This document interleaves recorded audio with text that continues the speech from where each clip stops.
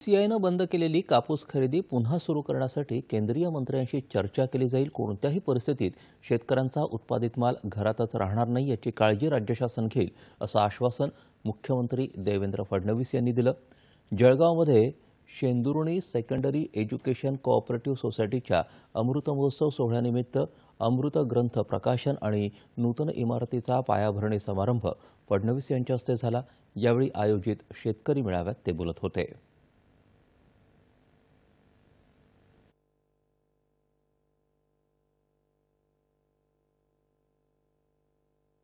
सीसीआयच्या खरेदीच्या संदर्भात तुम्ही सांगितलं, निश्चितपणे मी याच्यात लक्ष घालेन। शेतकऱ्यांनाही माझी विनंती आहे की काही वेळेस काही शेतकरी, सगळे नाही, काही शेतकरी थोडा सबग्रेड माल आणतात आणि त्याच्यामुळे इतर शेतकऱ्यांचं देखील नुकसान होतं। ज्यांचा चांगला माल आहे तो मालही या सबग्रेड मालामुळे त्या ठिकाणी थांबतो।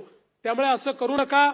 निश्चितपणे मी स्वतः केंद्रीय मंत्र्यांशी बोलेन आणि सीसीआयची थांबलेली खरेदी ही तात्काळ आपण सुरू करू। शेतकऱ्यांचा माल हा कुठल्याही परिस्थितीमध्ये त्याच्या घरी राहणार नाही, तो विकत घेतला जाईल, अशा प्रकारचा आमचा प्रयत्न असेल।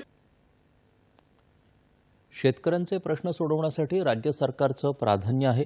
वीज आणि पाणी या संदर्भात शेतकऱ्यांच्या समस्या सोडवण्याला शासनानं अधिक प्राधान्य दिलं आहे।